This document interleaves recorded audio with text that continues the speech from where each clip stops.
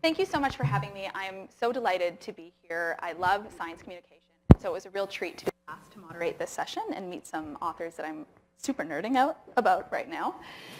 So I'm going to give just a brief introduction to our authors, and at the end we're going to leave about 10 minutes for you for questions. So if you have any questions, store them deep down and save them up for the end. So I'm really pleased to introduce you to two of our authors. We have Seanan McGuire, also known as Mira Grant, whose work has won a number of awards, including the Nebula Award, the Locus Award, and the Hugo Award.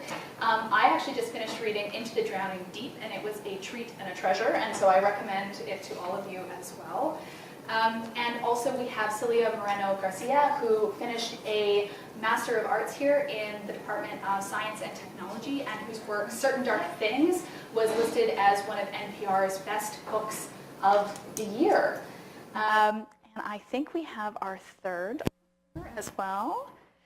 So I'll give you an introduction to Kristi Charish as well. Kristi is a previous PhD student here at UBC in the Department of Zoology, and whose books have involved topics with paranormal activity and archaeology, and I'm particularly intrigued by this owl series, which you'll see flashing up behind us. So what I'll do is I'll turn it over to our authors to tell us a little bit more about themselves than just these brief introductions, and I thought as part of that introduction you could also tell us a bit about, in your work previously, what types of science you've worked to incorporate your past work. So hi, I'm Seanan McGuire. I was a dual major in folklore and herpetology at the University of California, Berkeley, go Bears, which means I studied fairy tales and I studied snakes, and discovered that the snakes were much more likely to bite the holy heck out of me, but the fairy tales were much more likely to lead to large groups of anthropology students screaming and throwing things at each other on the quads. So there are dangers in any discipline. Everyone said that was a useless degree combination, because really what does that empower you to study or to do? And the answer is write books about dragons. So my work incorporates a lot of anthropology and a lot of folklore, because I have to justify the size of my folklore library somehow. But I am what the CDC calls a hobby epidemiologist. I study diseases for fun. And have managed to turn this into an excuse to audit a whole lot of CDC-funded lecture series, go to various health organizations around the world, and be allowed into rooms with viruses that probably I shouldn't be allowed anywhere near, which is great fun. I got to see Ebola. It's so pretty. It is. It's so pretty. It's a beautiful, beautiful disease. It's a terrible disease. I'm not praising what it does to people, but as a disease itself, it's lovely. And so my work basically incorporates whatever scientific discipline I want to convince a scientist to let me touch next, because scientists are great that way. So. I feel like Ebola might have been probably the biggest ask. Like, can I touch But that? they let me. Amazing. Not without a moon suit. I got to go into the whole L4. We do negative pressure, everything is awful, you have never smelled yourself like you smell yourself inside a negative pressure suit. Like, you just want to bathe in deodorant forever. And then they let me go in the room and poke the dish, and we're all very confused by my delight over this process. Sounds amazing. I really would have loved to have been a fly in the room on that one. Silvia? Okay, I'm Silvia, and I do have a degree in science and technology studies, and nobody knows what that is. There is a science and technology studies department here at UBC, and it's out of the Faculty of Arts. But science and technology studies, because it's interdisciplinary, at Harvard it's out of the Faculty of Science, so it depends where you are, where you're located. It works on studying science, but through the view of the social sciences and the humanities. So I had friends who have done things like philosophy of science or history of science, or looked at how people in developing nations, for example, might deal with diseases, because scientists just might develop a vaccine, but then they just ship it to another country and they don't know about all the social networks that are involved over there. So I have a friend who does that. My work was around literature and science and history, and I looked at eugenics and women in the work of H.P. Lovecraft, who is a famous horror and fantastic fiction writer. And I also, for a living, I work across the street. I work on the Faculty of Science. I am the communications coordinator there, so I write press releases and do social media work and layout and all other kinds of content for them.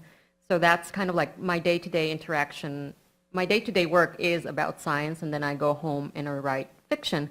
And my fiction is not necessarily, I don't write like science fiction. I know there's like some physicists who are like, I'm a physicist by day and by night I write stories about rocket ships. And I don't do that because I get to work on science all day long. So then I go home and I write other stuff. But some of my books have incorporated bits of science, especially one that's going to be coming up later on. And I have edited works that fall under the category of science fiction or just fall under a weird category. So I edited a fungi anthology, a horror fungi anthology called Fungi, and I have a copy of it, which was later translated into Japanese. And like, that's probably a big achievement. So yeah, so I get a little bit of science sometimes in my fiction, but unlike other authors, it's not like my bread and butter. I'm not,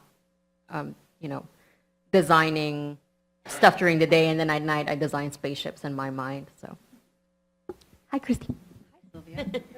Silvia, you also did a fantastic novel that I loved, which was very Dangerous Liaisons, historical, Oh, yeah, that's but right. with magic tossed into it. Yes. So you do a lot of great stuff. So my name's Kristi Charish. I did my PhD here at UBC. My science background is I did my Bachelor's of Science and my Master's of Science over at Simon Fraser University, so molecular biology and biochemistry. And then I did my PhD here, and I see some of my old lab members in the audience, which is amazing. What I did there was more cell biology and genetics. So I guess I could best classify myself as a geneticist, practically. So, in order to be a geneticist now, you kind of need biochem, you need the protein, the protein biochemistry, you need the cell biology, you need a lot of cell biology now, and then you need the classical genetics. So you end up being a jack of all trades, I think. I loved working on fruit flies. I adored working on fruit flies. I still do crosses in my head, and I'll see things in the news, and I'm just like, genetics, yes! And one of the kicks I get is when I'm, out with friends or family, I'll see something that's sciencey in the news, like, anything to do with, immunology, so with the measles outbreak right now, or even with prions they've been talking about in North America, which I am sort of a prions fangirl, I guess, at the moment. It comes to They're so good. They're so cool. I can't donate blood because I was in England for too long. And so there's a possibility. that Right? you I could try- have mad cow. It's amazing. Yeah. So I'm, very, very much, I sort of fall into that category where, I'm, even though I'm not in a laboratory right now and I'm not doing research for a variety of reasons, one of the things I do is I'm very keen on science communication and trying to, either through my books, whether I'm doing urban fantasy or science fiction, or in my sort of day-to-day interactions with people, just trying to, bridge that science communications aspect, because I think that is one spot where scientists in general, having been a scientist for, almost 15 years in research labs, we've really kind of, dropped the ball. Mm-hmm. We need people like Silvia now. Thank you so much. Also, I've never been in a group of people that have identified as prion fangirls, and this is like my best life right now. I'm also all about it. So you just identified some potential reasons for writing with science, the science communication piece. And so I'd love to have a bit of a dialogue first off around what motivations are there for you as authors to incorporate science? What benefits are there to you as an author, to your stories, and to your readers?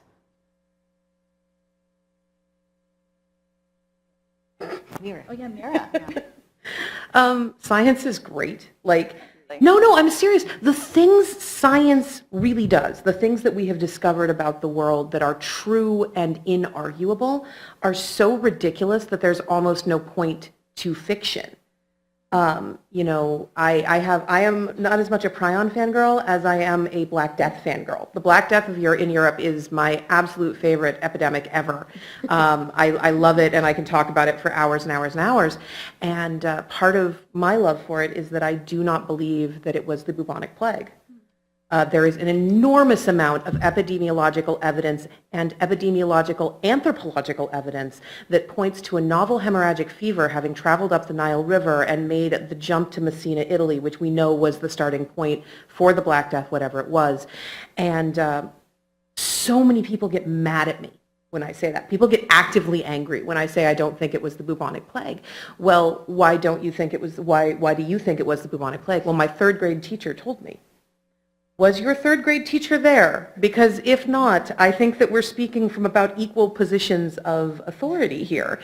And as you start to dig into what we do know about this epidemic that killed millions of people, that just wreaked devastation over the course of centuries, you find all these wonderful facts, things that we know are true, that you can kind of spin and rotate and look at from the perspective of the time, from the perspective of the lack of germ theory back then, and from the perspective of what we know now, and find all of these different narratives and these really interesting ways of looking at it. And part of the importance of having these conversations, even though frequently they will be wrong, because we learn more stuff and the stuff that we know is true today is not true anymore tomorrow. I like bringing up the mammals as an example. Do you know what you need to have to be a mammal? Do you know the actual attributes of being a mammal other than having a spine? We're moving past chordata and going into subclassifications. There are 3. Mammary glands. You must be able, you don't have to have mammary glands, but you must be able to produce a fluid from your body that feeds your young. The echidna does not actually have a mammary gland, but it does secrete milk through its armpits. Hair. Hair is the other one, is one of the other ones. And the third is you must have 3 bones inside your inner ear. Nothing else is actually mandatory. The live birth is not mandatory since Australia. Warm blood is not mandatory. We know of multiple cold-blooded mammals.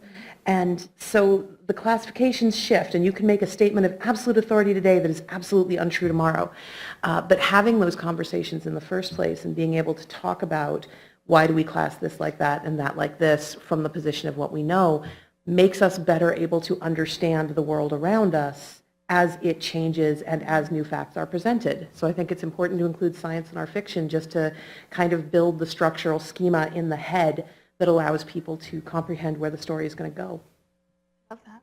I kind of love that you brought up the Black Plague as an example because, oh, there we go. How's that?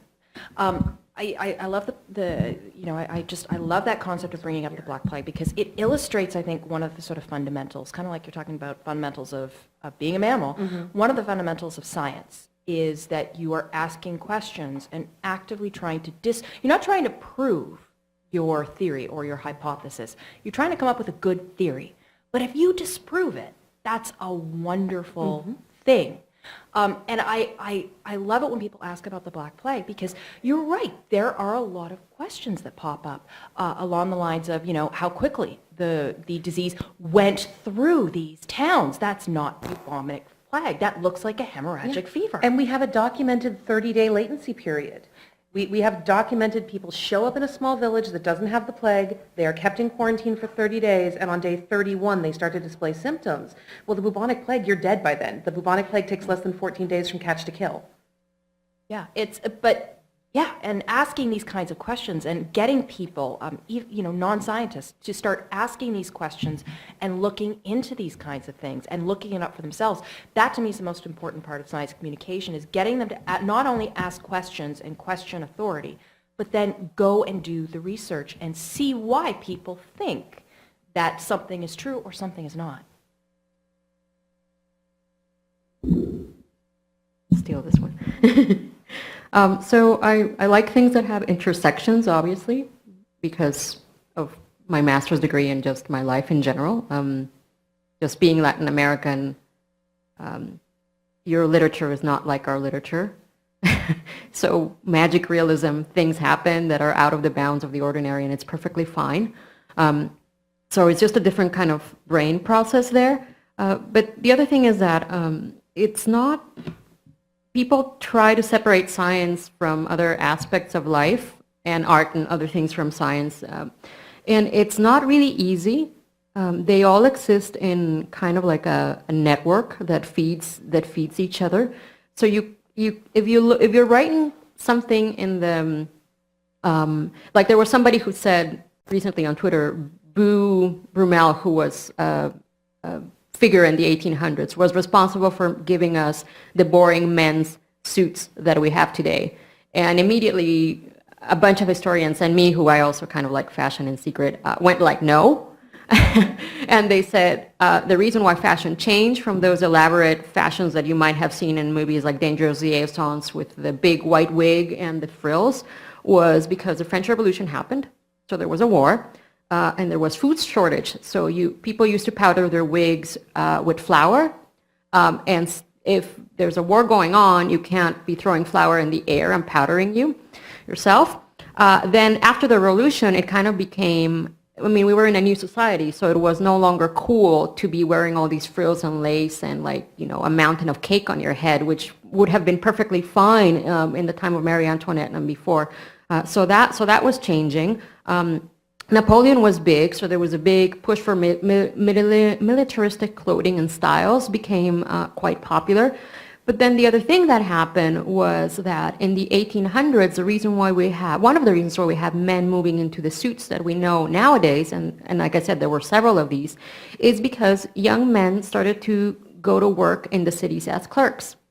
And clerkship created a uniformity of dress, and a uniformity in other senses because a metric system was being established and all that kind. But office work, which had not existed before, office work is a very recent invention, kind of became a thing. And clerks, you need to kind of wear you wear a standardized uniform, just like you have standardized hours, which was also like a thing, and standardized measuring systems and timetables and that kind of thing, because now you have trains and technology. Now you have clerks in the city, and they're all kind of wearing, their business suit and their bowler hat that you kind of think about when you think about the 1800s. But that all happened because there was this big disruptive technology in the 1800s that was the train, And the train also changed relationships between men and women, because suddenly men and women were sitting in the same compartment. And if you read literature from the 1800s, there's some pamphlets where people are worried about, men are going to be fresh with women on the train, and there's even some erotic fiction of the time period where there's a lady and she starts making out with a guy on the train. So there's all these changes that are happening because science and technology are behind the scenes, right? I mean, scientists figure out oh, okay, well, if we put this thing together and this other thing together, we can make a train and we can drag people from one place to the other. But this changes society entirely, and so for me, it's not an easy kind of slice of life where you say, oh, fashion changed just because this one guy wanted to dress this way. It's fashion changed for a lot of reasons, including technology and the changes that were happening in society at the time period. And you see the same thing with dresses, with corsets. One reason that women stopped wearing the corset as we know it, from very tight and all the way laced to the top, is because there's this idea about health that changes. Before, women were supposed to stay static, but towards the late 1800s, women are supposed to be doing other things or riding bicycles, for example. Bicycle is an invention. It's a scientific invention. It becomes a thing. And so women start saying, well, to do all these sports, which supposedly are good for you and for your body and your lungs and your development, we can't be wearing this exact type of clothing. So the clothing also begins to change. And it's the same in the early 1920s. There's also a different push for different kinds of sports and activities, and the clothing that the women wear also is changing. But that's tied to science. That's notions of health and what is good for your body. Before, maybe it was no, you need to sit for 7 hours in your home and not move so your heart doesn't collapse. And then suddenly doctors start saying, actually, you need to do some exercise. And these are the types of quote unquote good exercises for women. So for me, it's how do you draw a clear line between one and the other? They're both feeding each other. Women are saying, I really like not wearing this type of corset. I like wearing a corselet maybe, which is, kind of like a less cumbersome corset. But at the same time, you're reading at the time period, there's all these health pamphlets where doctors are saying, it really compresses your organs, ladies. You don't want to be, stuff like a taco all day long like that. And so to me, that's like saying, well, what came first, like the chicken and the egg. Is like you need to think about networks, and there's a philosopher of science that talks about that, and he's called Bruno Latour. When I read him when I was doing my MA, I was like, why does everybody keep bringing Bruno Latour up? I hate him. But now I kind of understand what he was saying, that he talks about network theory, how we're all kind of interconnected. And yeah, that's the thing. I think everything's interconnected. So that was long, but. No, it's good though. Also, thanks science for the bicycle, because I am very glad that I don't have to wear one of those very tight corsets today. No bloomers either. I could pull those off, I think. So around motivation, I heard, we're talking about science is always changing, and it's so fun to be able to play with these things and really dig into complex topics that maybe aren't so clear-cut or we don't know so much about, and the asking questions and being able to challenge our readers to question the things that they know and maybe some of their preconceived conceptions and the complexity of some of these issues. It's not just that somebody shows up one day and wants to wear a thing. There's all these amazing inventions that we don't necessarily think about as contributing to things like fashion. Textile mills. Yep. Anti-parasitics. There you go. You're not dying. No. And so I thought, now that you all incorporate science to some degree into your writing, I thought we could talk a little bit about the process. Is there a process that you go through when you're thinking about how to incorporate science well into your writing? Are there sources that you go to that you find to be particularly useful? I'm going this time? Okay. So I write science fiction. Predominantly, I'm published in urban fantasy right now, and whenever it's impossible for me to take my science background out of my writing. It's going to end up in my writing because I'm putting part of myself on the page. I would say that the process I go through is I write a story, and I have a story that I want to tell. And while I'm telling that story, I'm putting science in, but I'm making it believable, and it's also serving the purpose of the story. So I'm not just tossing something in. I'm not saying, wow, I think genetics are really cool, so I'm going to toss it in. I'm writing about, for example, a cat who has been selected to, who just, it's evolved to hunt vampires. So how would that work, and which breed of cat would make the most sense? Well, I'm going to take an Egyptian Mal because that makes a lot of sense. And they've outbred, and you find them everywhere now. So the Egyptians traditionally were interested in the dead, and the cats were supposed to be, in mythology, were supposed to be in guardians of the underworld, and to prevent things from coming back. So it made sense for me that they would hunt vampires. And I take sort of that scientific process and then incorporate it into story that I'm writing. But the story ends up coming first. The elements, the fantastical or the science fiction or the science element I want to put in there is what's coming first. My job is to try and make it, even though I'm making it up, is to make it as believable as possible that you would sit there and nod your head and go, yeah, okay, that I'll buy that. I'll buy into that for a bit.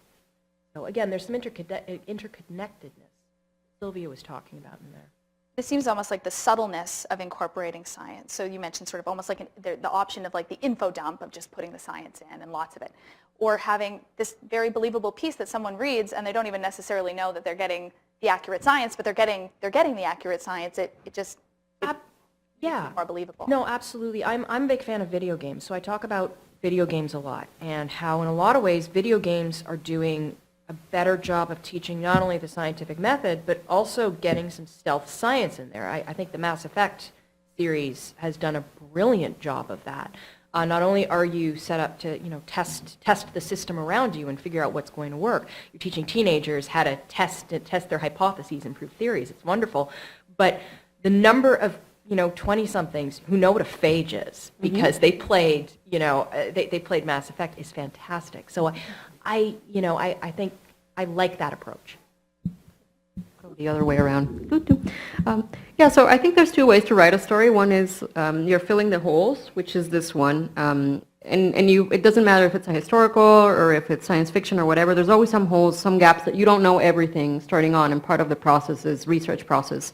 You find cool things. So, for example, you're writing something in the 1800s, and you discover that Lord Byron was in Greece around the same time period that you want to do something, and you're like, oh, okay, so Lord Byron can come in and but this other person was also there at the same time, so maybe both of them can meet, right? And maybe you didn't know that going on. You just wanted to do something in the Mediterranean in the 1800s. So that's part of it. And so sometimes you have these gaps that need to be filled, or these discoveries that happen while you're reading something. So you might be like, well, I'm doing, setting something again in the 1800s, and you discover, how penicillin was invented, and you're like, oh, okay, well, that's, that could be used.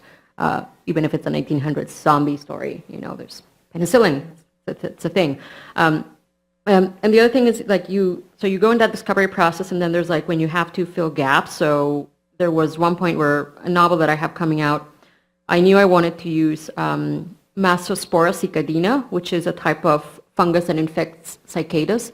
And I needed to find out what the research was before 1951, because my book was set in 1951, so I had to so although I read about the modern research, which is obviously more advanced, I had to be in the mindset of somebody that is not in 1951. So in that case, I went and I was looking at old journals and stuff like that and seeing what anybody knew about the cicada in the 1951s. I couldn't have somebody saying DNA, in 1951, just we say it off the street right now, oh, DNA, we know what it means. In 1951, in Mexico City, I couldn't have that, but I could have some understanding of Massospora cicadina, because I discovered it had been studied since 1850. So, okay. So that's how, kind of like a hole filling. You have something, and then you, fill the hole, and you keep going, right? But then the other way is when you get an idea, when you read something, and that inspires a whole thing. It's the big backbone of your story, or it gets you thinking, oh, I could write a story around that. And it could be, anything. I was reading something today about slime in jellyfish, and how it can be used to combat microplastics in the ocean. So I was reading it, and now, you put it in your head and maybe I could use that. But if it was something bigger, maybe it might be it might be the cornerstone of my future slime in the plastic ocean story. That could be the big thing. And so you construct it around that scientific discovery or scientific thing, and everything grows around it. But that's like building a pearl around that irritation. But the other one is the hole filling, and I think a lot of us do hole filling. But there's some people, especially I've noticed that people who have backgrounds in physics and whatever do it the other way around. The discovery or the thing is the main concern of the story, and sometimes the problem with that is that you can be so in love with the real science that the story around it becomes almost but look at my wonderful physics work, and then the rest is yeah, but your women characters are terrible. They don't act like human beings talk and that kind of thing. But I do think there's some writers who really like that. They go in because that's the thing. That's where they were inspired. And I'm more of a hole filling writer. If you write this book, by the way, about the jellyfish slime and the microplastics, I will read that. So please feel free to write that. And see, I'm in the look at my wonderful physics category. There are two of me, obviously. Seanan McGuire, who is me writing from my folklore standpoint. And folklore is a science. It's a social science, but it is a science.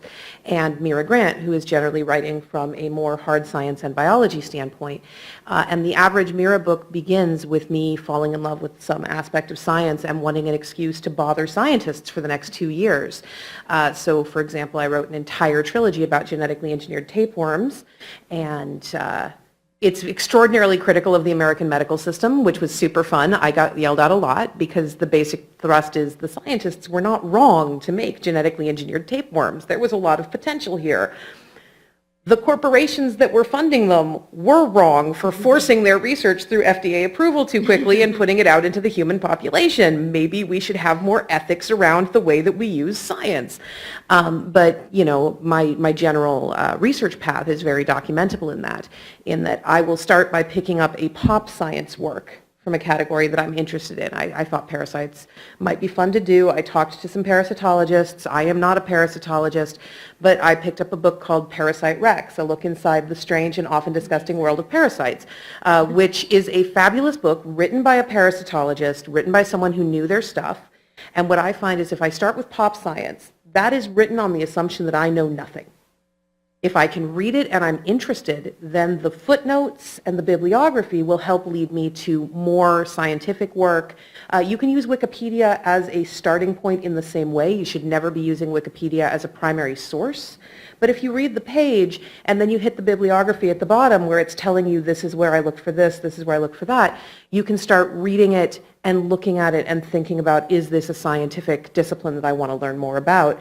And then I begin bothering scientists. And bothering scientists is so much fun. I love it a lot. My favorite scientist bothering was when I did the Newsflesh trilogy. I wanted to design a zombie virus that would actually stand up to a small quantity of epidemiological inspection. Obviously, zombies are never going to be fully scientific, but I wanted to get as close as you could. So I called the Centers for Disease Control and asked if any of their doctors were willing to talk to me. And it turns out the answer is always no, and then you get laughed at. But I really, really wanted it. So I said, okay, well, can I just leave my name in case one of your doctors is bored?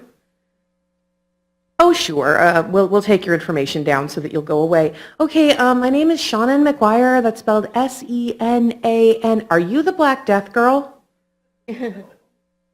Yes. You wrote the Black Death song? Yes. Prove it. How? Sing.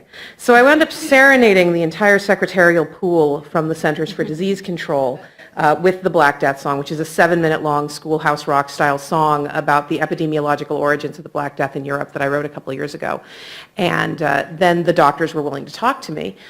But that process was so surrealistic, just this is how you get in.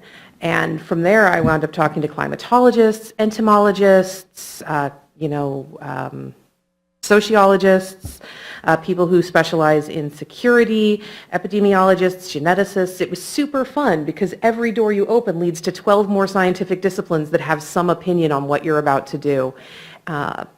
And so, yeah, I do the look at my beautiful physics. But once I have looked at the beautiful physics, then I do look at the beautiful people who are having to stand in the room with the beautiful physics. The beautiful physics is probably radioactive.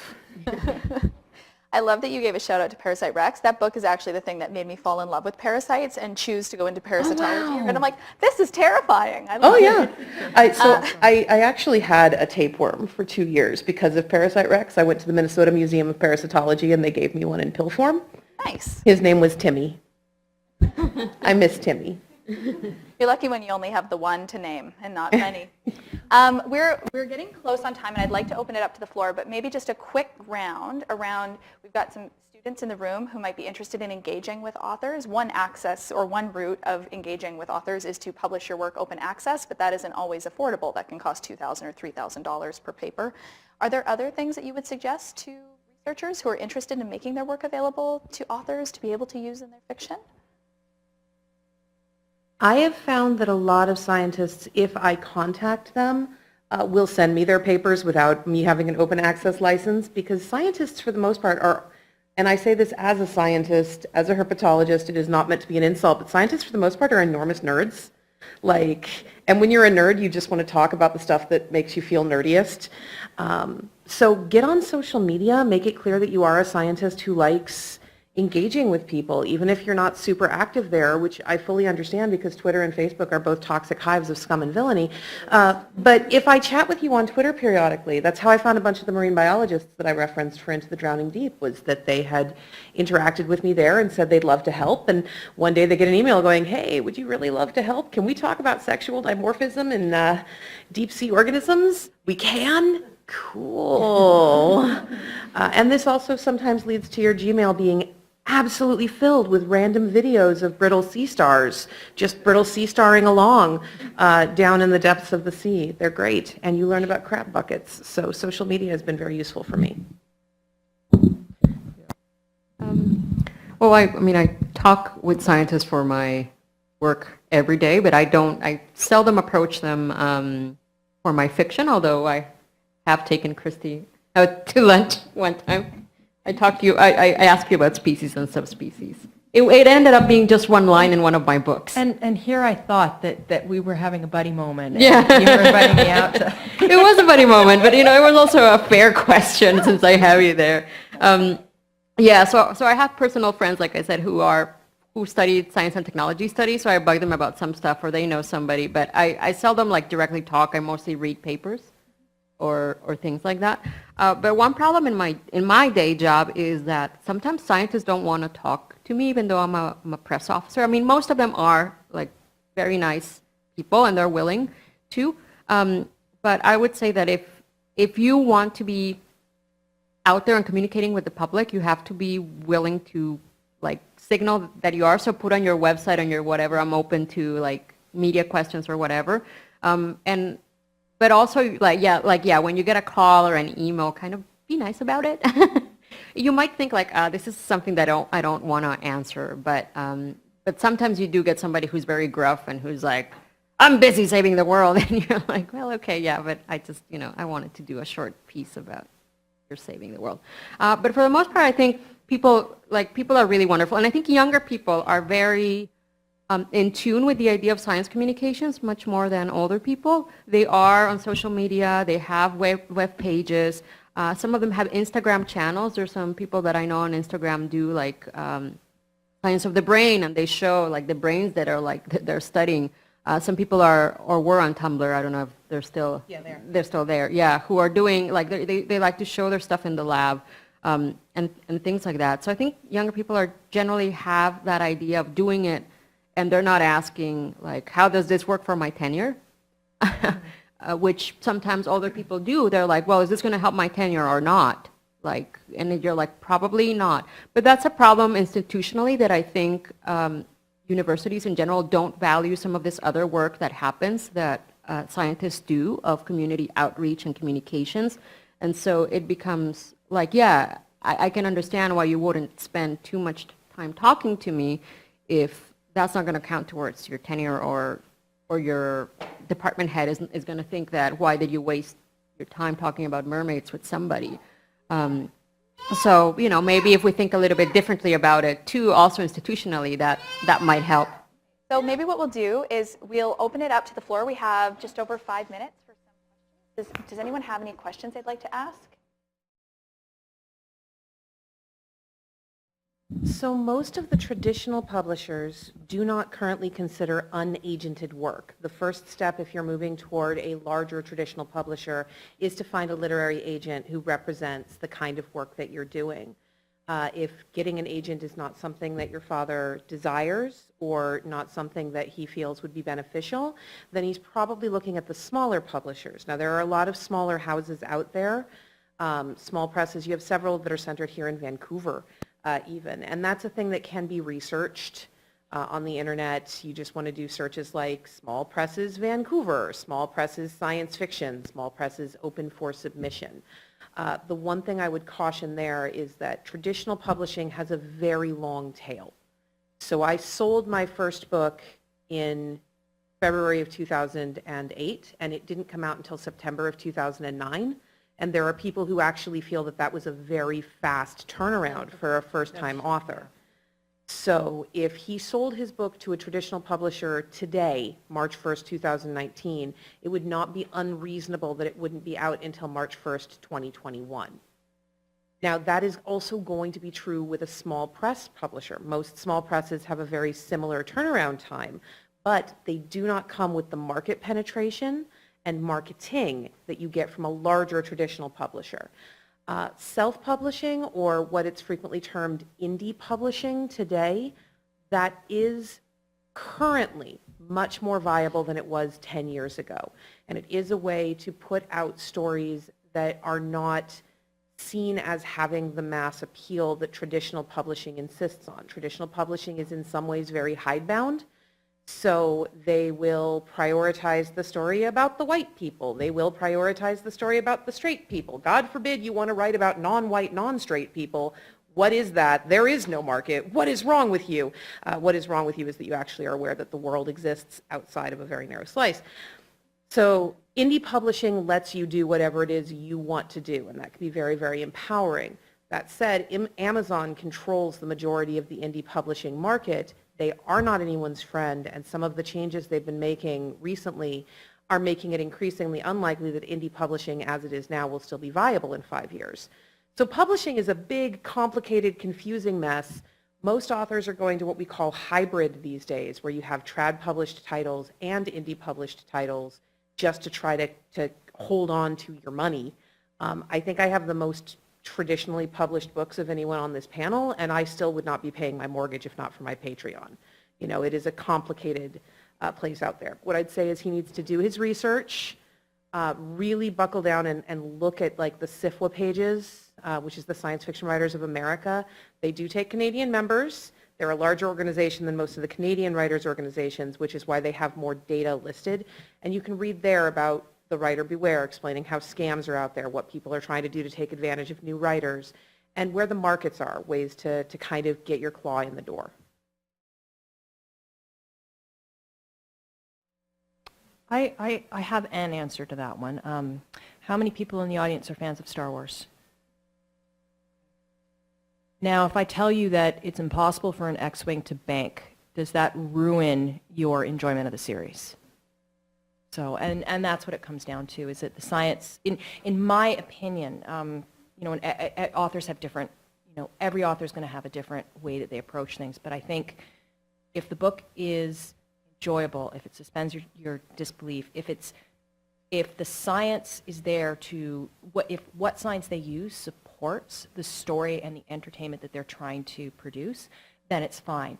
If the science accuracy is getting in the way of telling the story, or conversely, if the inaccuracy is getting in the way of the story, then it's a problem. I don't feel like Jurassic Park hurt dinosaurs. You know, Jurassic Park encouraged a huge number of people to go into paleontology. So we know more about dinosaurs because of Jurassic Park, for all of its scientific failings.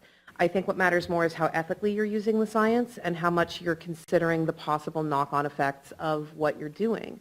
I spend a lot of time, I've consulted with the CDC and with other health organizations looking for the narratives in public health, because part of science education, science communication is knowing how to say something that doesn't terrify people.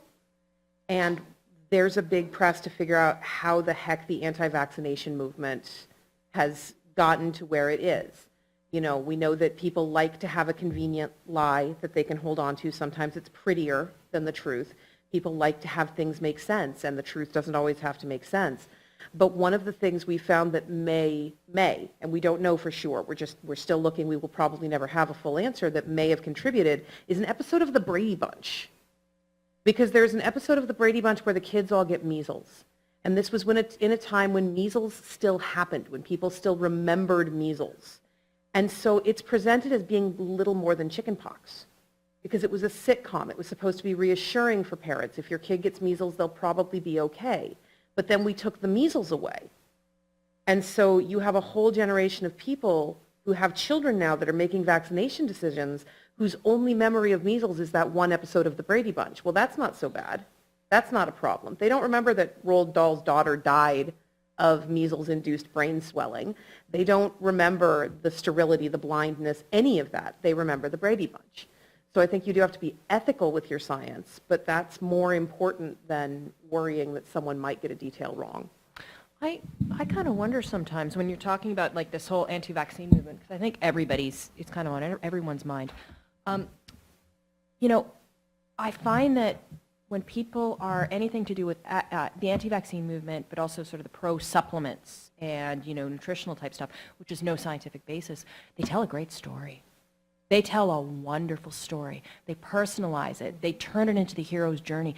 And when we're trying, you know, often when scientists try and counteract that, they're not doing that. And I wonder if that storytelling, you know, it's like my children, you know, I gave them the vaccine and then this is what's happened. And they had this, you know, there was this bad effect later. So then I, you know, was the hero and went searching for the cause of this. And this is what I found. That's a very compelling story. You know. We have a strong tendency to assume that because the truth is the truth, it doesn't need a story. It doesn't need a narrative. It's true, it will win. And that is unfortunately not true. Talking about that question, there is a Journal of Science Communications. There is a whole journal about it. And they do studies and things like that about looking at popular culture and science and stuff like that. So I would suggest if you're interested in that to take a look at it. I read it. There's also papers on the topic. I have one here. It's called Using Science Fiction to Teach Science Facts. And I mean, you can read the whole paper on your own. It was 2011 out of Minnesota State University, and decide about it. But what I've concluded reading it, and they say it, is that there are always arguments against using non-traditional text in classroom settings, but science fiction novels do contain scientific information, and this information can easily be learned by the readers. So I think the idea is not, the idea would be to have a class where you don't necessarily read Jurassic Park and you read it looking for the science mistakes, but you read it to have a science discussion, or you can read Frankenstein in the same way. I mean, the science of Frankenstein is not accurate nowadays, but you can talk about history of science and science in that time period and what people, ethics and things like that. And you can also do that with a bunch of other texts and or products like movies, where it's not looking for the that can't have, the spaceship can't do that in space, but to have discussions about other types of things. And that, I think we don't do that in science very often. But there was a class, I think it was over, it was on Victoria Island. It's the Summer Marine Institute that you guys can go to. And I wanted to take it because it was called The Whale in Biology and Literature. But it was a whole month where you had to go over to the island and you would study, you would be reading books about whales, and then you would be studying whale biology. And I really wanted to do it, but it was 4 weeks and I couldn't just, tell my boss that I wasn't coming back for 4 weeks because I was taking a class on whales. But when I saw that class, I thought, that is a very good way to do it. Like, that is actually a really interesting thing. And I think we don't do that enough. And some of these courses or mini classes could be done in that way, to help people, I mean, science students, but also like people who are not, science students, get into talking about ideas around science and things like that. And so Michael Crichton, but also books like your books, can be very useful to discuss things like the spread of disease and also social issues about how do you handle, an epidemic? How do you handle people in an epidemic because they are spreading this virus or whatever. So it's not about taking the text and just saying, well, this is bad, this is wrong, or this is right. We all know that in CSI or SVU, they catch the killer in a single episode, and there's always DNA and things like that. But you can use those kinds of things to discuss forensics, to discuss DNA, and other kinds of things. But we just don't do it a lot because we like to keep both of these things separate and pretend that nobody ever watches an episode of SVU and enjoys it. So. All of them. Well, I think that gets back to this idea that science is also changing, right? Something that you write today that could be very accurate may not be accurate 5 to 10 years from now, and absolutely with genetic and the introduction of CRISPR. I mean, the things that were today will not be 10 years from now.